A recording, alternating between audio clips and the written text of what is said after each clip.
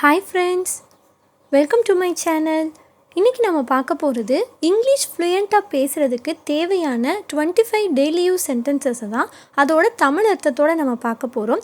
நீங்கள் இங்கிலீஷ் நல்லா பேசணும் அப்படின்னு நினச்சிங்கன்னா இந்த மாதிரி நிறைய டெய்லி யூஸ் சென்டென்சஸ் கற்றுக்கிட்டாலே உங்களால் ஈஸியாக இங்கிலீஷ் பேச முடியும். நம்ம சேனலில் இன்னும் நம்ம நிறைய டெய்லி யூஸ் சென்டென்சஸ் அடுத்தடுத்த வீடியோக்களில் போட போகிறோம். ஸோ அதெல்லாம் நீங்கள் பார்க்கணும் அப்படின்னு நினச்சிங்கன்னா ப்ளீஸ் நம்ம சேனலை சப்ஸ்கிரைப் பண்ணி வச்சுக்கோங்க. பக்கத்தில் இருக்க பெல் ஐக்கானை கிளிக் பண்ணி ஆல் அப்படின்னு கொடுத்துருங்க.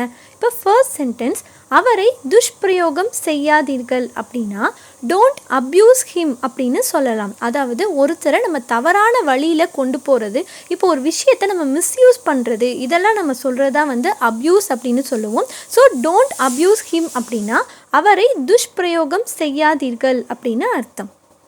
நெக்ஸ்ட் சென்டென்ஸ், உணவு பரிமாறவும் அப்படின்னு சொல்கிறதுக்கு சர்வ் ஃபுட் அப்படின்னு சொல்லலாம். இப்போ நம்ம வீட்டிலலாம் சொல்லுவோம் இல்லையா, அந்த சாப்பாடை அவருக்கு எடுத்து வை, சாப்பாடு பரிமாறு அப்படின்னு சொல்கிறதுக்கெல்லாம் இங்கிலீஷில் சர்வ் ஃபுட் அப்படின்னு சொன்னோம் அப்படின்னா உணவு பரிமாறவும் அப்படின்னு அர்த்தம். நெக்ஸ்ட் சென்டென்ஸ், என்னை தனியாக விடு அப்படின்னு சொல்கிறதுக்கு இங்கிலீஷில் லீவ் மீ அலோன் அப்படின்னு சொல்லலாம். இப்போது நமக்கு சில நேரங்களில் நம்ம தனியாக இருக்கணும் அந்த மாதிரி தோணும் இல்லையா, அப்போ நம்ம சொல்லுவோம் இல்லையா, எனக்கு கொஞ்சம் தனியாக விடுங்க அப்படின்னு சொல்கிறதுக்கு லீவ் மீ அலோன் அப்படின்னு சொல்லலாம். நெக்ஸ்ட் சென்டென்ஸ், யாரும் வரவில்லை அப்படின்னு சொல்கிறதுக்கு நோபடி கேம் அப்படின்னு சொல்லலாம். இப்போ ஒரு இடத்துக்கு இது வரைக்கும் யாருமே இங்கே வரல அந்த மாதிரி சொல்கிறதுக்கு நோபடி கேம் அப்படின்னு சொல்லலாம். நெக்ஸ்ட் சென்டென்ஸ், திரும்பி பேசாதே அப்படின்னு சொல்கிறதுக்கு டோன்ட் டாக் பேக் அப்படின்னு சொல்லலாம். இப்போது நம்ம சில நேரங்கள் சொல்லுவோம் இல்லையா, நான் சொல்கிறத கேட்டுக்கோ, நீ திரும்ப திரும்ப என்கிட்ட பேசிகிட்டு இருக்காத அந்த மாதிரிலாம் நம்ம சொல்லுவோம்ல, அதுக்கு இங்கிலீஷில் டோன்ட் டாக் பேக் அப்படின்னு சொல்லலாம். அப்படின்னா நம்ம சொல்ல சொல்ல திரும்பி அதுக்கு ஏதாவது அவங்க சொல்லிகிட்டே இருக்கிறது தான் டோன்ட் டாக் பேக் அப்படின்னு சொல்லலாம்.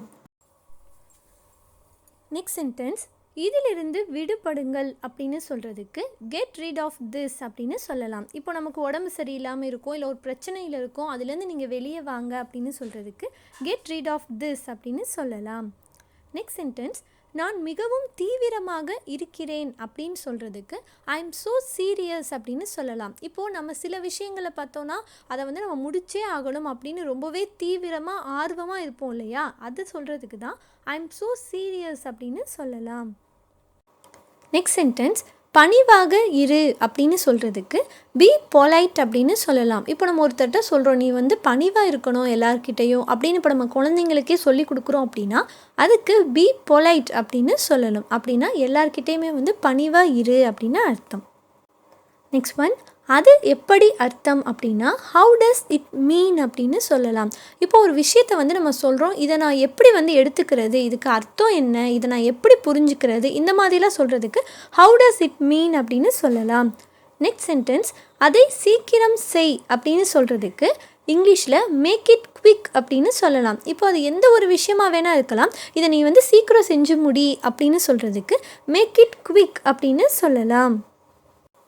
நெக்ஸ்ட் சென்டென்ஸ், நீங்கள் திருமணமானவரா அப்படின்னு கேட்குறதுக்கு இங்கிலீஷில் ஆர் யூ மேரிட் அப்படின்னு கேட்கலாம். இப்போது ஒருத்தட்ட உங்களுக்கு கல்யாணம் ஆயிடுச்சா அப்படின்னு கேட்குறதுக்கு ஆர் யூ மேரிட் அப்படின்னு கேட்கலாம். நெக்ஸ்ட் சென்டென்ஸ், எதுவும் செய்யாதே அப்படின்னு சொல்கிறதுக்கு இங்கிலீஷில் டோன்ட் டூ எனிதிங் அப்படின்னு சொல்லலாம். இப்போ ஒருத்தட்ட நீ எதுவுமே இதில் செய்யாத அப்படின்னு சொல்கிறதுக்கு டோன்ட் டூ எனிதிங் அப்படின்னு சொல்லலாம். நெக்ஸ்ட் சென்டென்ஸ், என்னிடம் கார் இல்லை அப்படின்னு சொல்கிறதுக்கு ஐ டோன்ட் ஹாவ் கார் அப்படின்னு சொல்லலாம். இப்போ ஒருத்தர் சொல்கிறார், ஓகே நீ காரில் வந்துடுறியா அந்த மாதிரி கேட்குறாங்க, என்கிட்ட கார் இல்லை அப்படின்னு சொல்கிறதுக்கு ஐ டோன்ட் ஹாவ் கார் அப்படின்னு சொல்லலாம். இப்போ என்கிட்ட பைக் இல்லை அப்படின்னு சொல்லணும்னா ஐ டோன்ட் ஹாவ் பைக் அப்படின்னு சொல்லலாம். நெக்ஸ்ட் சென்டென்ஸ், தொடர்ந்து செய் அப்படின்னு சொல்கிறதுக்கு கீப் டூயிங் அப்படின்னு சொல்லலாம். இது நம்ம ஒருத்தரை மோட்டிவேட் பண்ணுறதுக்கு சொல்லலாம். இப்போது ஒருத்தர் ஒரு விஷயத்தை ரொம்பவே நல்லா பண்ணியிருக்காங்க, அவங்ககிட்ட நம்ம சொல்கிறோம், இது நீ சூப்பராக பண்ணியிருக்க, இதே மாதிரி நீ தொடர்ந்து செய் அப்படின்னு சொல்கிறதுக்கு கீப் டூயிங் அப்படின்னு சொல்லலாம். நெக்ஸ்ட் சென்டென்ஸ், அதை கீழே விடு அப்படின்னு சொல்கிறதுக்கு ட்ராப் இட் டவுன் அப்படின்னு சொல்லலாம். இப்போ நம்ம ஒரு கயிறை பிடிச்சிட்ருக்கோம், அதை கீழே விடு அப்படின்னு சொல்லுவோம் இல்லையா, அதுக்கு ட்ராப் இட் டவுன் அப்படின்னு சொன்னோன்னா அதை கீழே போட்டுரு, கீழே விட்டுரு அப்படின்னு அர்த்தம். நெக்ஸ்ட் சென்டென்ஸ், அது விரைவில் தொடங்கும் அப்படின்னு சொல்கிறதுக்கு இட் வில் ஸ்டார்ட்ஸ் ஷார்ட்லி அப்படின்னு சொல்லலாம். இப்போ எக்ஸாமெல்லாம் உங்களுக்கு எப்போ ஆரம்பிக்குது அப்படின்னா அது சீக்கிரமே ஆரம்பிச்சிரும். அந்த மாதிரி இப்போ ஒரு கேம் எப்போ ஆரம்பிக்க போகுதுன்னா அது சீக்கிரமே ஆரம்பிச்சிரும். அந்த மாதிரிலாம் நம்ம சொல்கிறதுக்கு இட் வில் ஸ்டார்ட் ஷார்ட்லி அப்படின்னு சொல்லலாம். ஷார்ட்லி அப்படின்னா வந்து சீக்கிரமாகவே அது வந்து ஆரம்பிச்சிரும் அப்படின்னு சொல்லலாம்.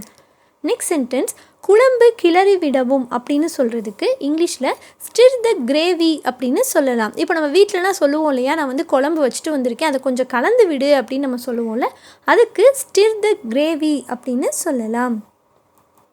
நெக்ஸ்ட் சென்டென்ஸ், நீ வருகிறாயா அப்படின்னு கேட்குறதுக்கு இங்கிலீஷில் ஆர் யூ கம்மிங் அப்படின்னு கேட்கலாம். அப்படின்னா நீ வந்து வர்றையா அப்படின்னு கேட்குறதுக்கு இங்கிலீஷில் ஆர் யூ கம்மிங் அப்படின்னு கேட்கலாம்.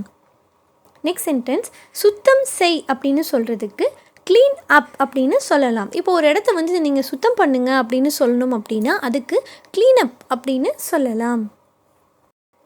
நெக்ஸ்ட் சென்டென்ஸ், உங்களை மறுபடியும் அழைக்கிறேன் அப்படின்னு சொல்கிறதுக்கு கால் யூ பேக் அப்படின்னு சொல்லலாம். இப்போ நீங்கள் ஒரு ஃப்ரெண்டுகிட்ட வந்து ஃபோனில் பேசிகிட்டு இருக்கீங்க, உங்களுக்கு ஒரு முக்கியமான கால் வருது, அவங்கக்கிட்ட சொல்கிறீங்க ஓகே நான் வந்து எனக்கு ஆஃபீஸ்லேருந்து கால் வருது, நான் பேசிவிட்டு உனக்கு திரும்ப நான் கால் பண்ணுறேன், உன்னை திரும்ப கூப்பிடுறேன் அப்படின்னு சொல்கிறதுக்கு இங்கிலீஷில் கால் யூ பேக் அப்படின்னு சொல்லலாம். அப்படின்னா நான் உன்னை கால் பண்ணுறேன் அப்படின்னு அர்த்தம். நெக்ஸ்ட் சென்டென்ஸ், விலகி இரு அப்படின்னு சொல்கிறதுக்கு இங்கிலீஷில் ஸ்டே அவே அப்படின்னு சொல்லலாம். இப்போ நம்ம ஒருத்தட்ட சொல்கிறோம் நீ என்கிட்டேருந்து கொஞ்சம் விலகியே இரு அப்படின்னு சொல்கிறதுக்கு ஸ்டே அவே அப்படின்னு சொல்லலாம். நெக்ஸ்ட் சென்டென்ஸ், நேரம் முடிந்து விட்டது அப்படின்னு இங்கிலீஷில் சொல்லணும் அப்படின்னா அதுக்கு டைம்ஸ் அப் அப்படின்னு சொல்லலாம். இப்போது எக்ஸாம் நடந்துகிட்ருக்கு, டைம் முடிஞ்சிருச்சு அப்படின்னு சொல்கிறதுக்கு, இப்போ ஒரு கேம் நடந்துகிட்ருக்குன்னா அதோட டைம் முடிஞ்சிருச்சு அந்த மாதிரி நம்ம சொல்லுவோம் இல்லையா, அதுக்கு டைம்ஸ் அப் அப்படின்னு சொன்னோம் அப்படின்னா இதோட நேரம் வந்து முடிந்து விட்டது அப்படின்னு அர்த்தம். நெக்ஸ்ட் சென்டென்ஸ், யாருக்கு தெரியும் அப்படின்னு சொல்கிறதுக்கு ஹூ நோஸ் அப்படின்னு சொல்லலாம். இப்போ ஒரு விஷயத்தை வந்து இது யாருக்கு தெரியும் அப்படின்னு நம்ம கேட்போம் இல்லையா, ஸோ அதுக்கு ஹூ நோஸ் அப்படின்னு கேட்கலாம்.